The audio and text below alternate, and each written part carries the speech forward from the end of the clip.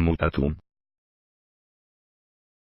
Pequeño análisis de los nuevos planes de dominio de los secuestradores de la riqueza de la Unión Europea. Nuevos planes de dominio. Los secuestradores de la riqueza, de todos los niveles y categorías, incluidos los empleadores de la economía real, no especulativa, los llamados empresarios o emprendedores, se saben sin autoridad real para la explotación. Crean capas importantes de trabajadores desempleados para garantizar la obediencia de los empleados. Nueva subdivisión de los asalariados. Antigua. Clase media y trabajadores en precario, ignorándose mutuamente. Nueva. Trabajadores en precario y desempleados, ignorándose mutuamente. La antigua clase media se queda en residual. Más explotación y sociedad inmovilizada. Posible estrategia. Economía paralela y real a través de la autogestión de empresas cooperativas. Implica eliminar categorías productivas en dichas empresas y contagiar a los trabajadores de las otras empresas capitalistas. Explicar los mecanismos con claridad y repetir las ventajas. Lo que haga falta. Habrá ataques mediáticos de alienación. Y ataques económicos. Eliminar la subdivisión de los asalariados. Los separa por diferentes intereses y se ignoran mutuamente. Las empresas no son concebidas para producir beneficios al propietario. Consejo de accionistas. Son concebidas para producir bienes que necesita la sociedad en la que está ubicada y dotar de poder adquisitivo a los trabajadores cooperativistas. Y glosario del proceso de acumulación capitalista. Del Partido Comunista de Canarias. Glosario. Del proceso de acumulación capitalista. Subprimes o hipotecas basura. Creadas en Estados Unidos en el 2002, por entidades financieras como Goldman Sachs y Lehman Brothers, para consumidores que, debido a su nivel de ingresos o historial de crédito, no podían acceder a una hipoteca común. Consideradas de alto riesgo, se cobran intereses más altos por las subprimes que aumentaron del 2003 a 2006 hasta representar más del 20% de los créditos en Estados Unidos, pero su morosidad llegó al 17% en el 2007. Y estalla el escándalo, originando un terremoto en la economía mundial. Los bancos pierden liquidez y aumenta peligrosamente la deuda. Deuda privada. Pero la crisis se vuelve global, porque los capitales internacionales entran y salen especulando continuamente en los paquetes accionariados de las firmas. Y todos terminan contaminados. A pesar de todo ello, un directivo de Goldman Sachs, Mario Draghi, ha sido nombrado recientemente presidente del Banco Central Europeo BCE, y Mariano Rajoy, PP, nombró ministro de Economía a un directivo de Lehman Brothers, Luis de Guindos. El capital riesgo está regulado en España por una ley de 1999. El capital riesgo ha sido creado para su participación en empresas no financieras, de manera que favorezcan su expansión o reestructuración, sin vocación de permanencia. En la práctica, expansión, reestructuración y sin vocación de permanencia significan que el capital riesgo compra empresas productivas, las sanea con despidos colectivos y otros recortes, aumentando su valor y las vende después en el mercado internacional, al mejor postor, obteniendo jugosas ganancias. Esto no ha contribuido ni contribuye a favorecer una economía productiva, a generar riqueza y empleo estable para la mayoría. Es especulación pura y dura que ha llenado y llena los bolsillos de unos pocos y ha contribuido a aumentar las cifras del paro. Pero la ley de capital riesgo sigue vigente y la especulación continúa.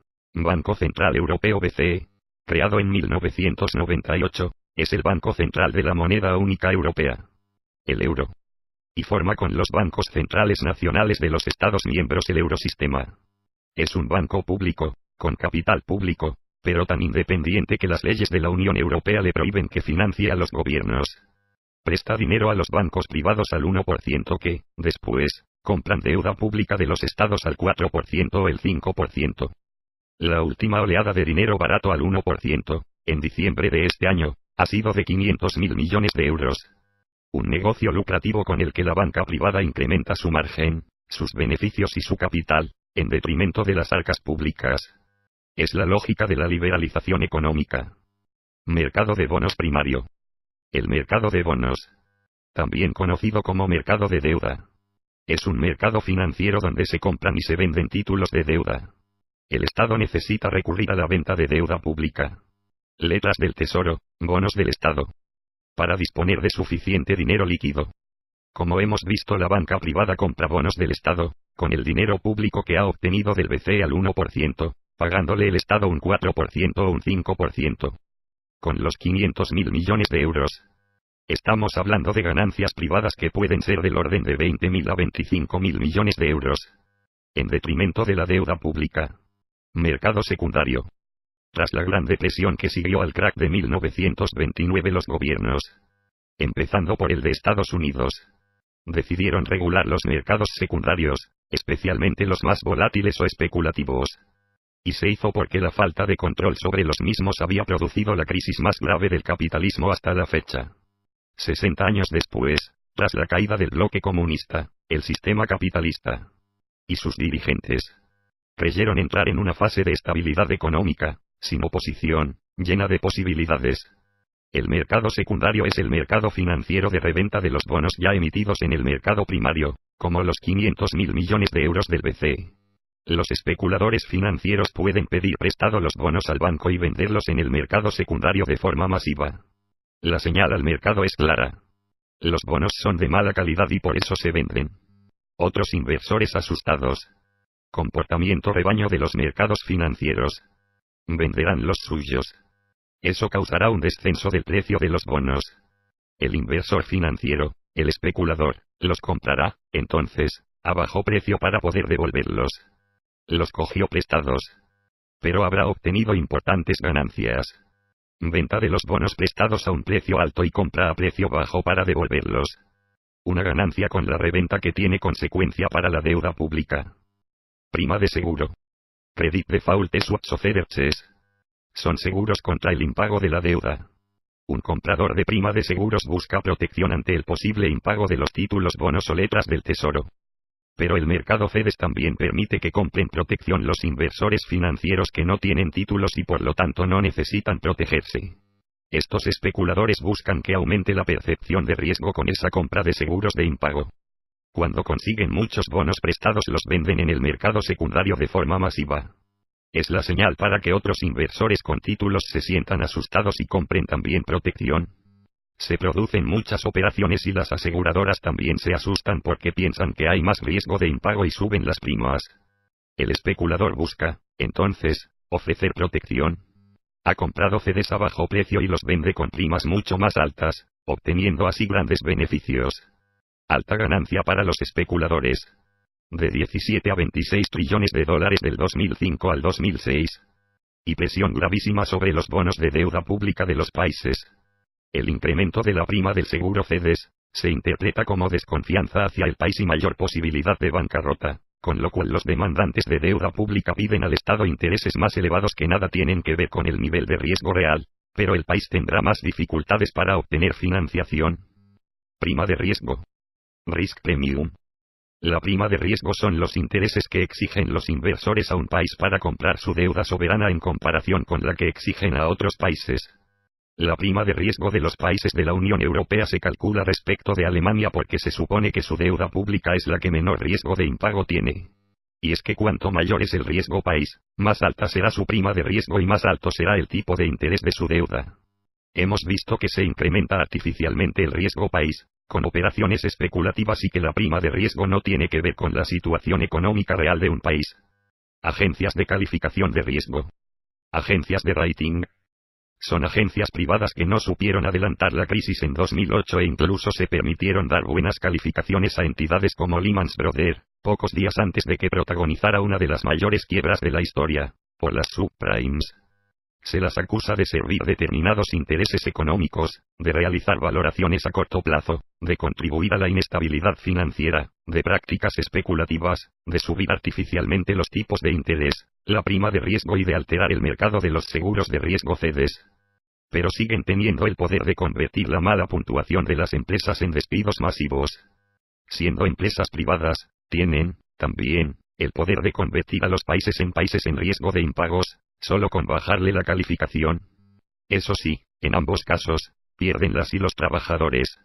Empleo y derechos. Fondo Monetario Internacional. FMI. El condicionamiento que pone el Fondo Monetario Internacional al otorgamiento de créditos ha obligado a los países pobres a la adopción de políticas de liberalización, privatización, desregulación y retirada del Estado de las actividades socioeconómicas, con el beneplácito de los gobiernos de los países desarrollados. Esas recetas llevaron a países como Argentina, hace 10 años, a una crisis económica y financiera. Ahora, le toca el turno a la Unión Europea. La reforma estructural de la que habla el gobierno del PP es la que impone el FMI. Privatización de los bienes y servicios públicos, flexibilidad laboral con la desregulación del mercado de trabajo. La misma política que se ha ido diseñando en los tratados de la Unión Europea desde el Tratado de Maastricht 1992, hasta el Tratado de Lisboa 2007. Pasando por el intento de Constitución Europea, rechazado en las urnas. Paraísos fiscales. Los depósitos privados ingresados en los paraísos fiscales alcanza la cifra de 8 billones de euros.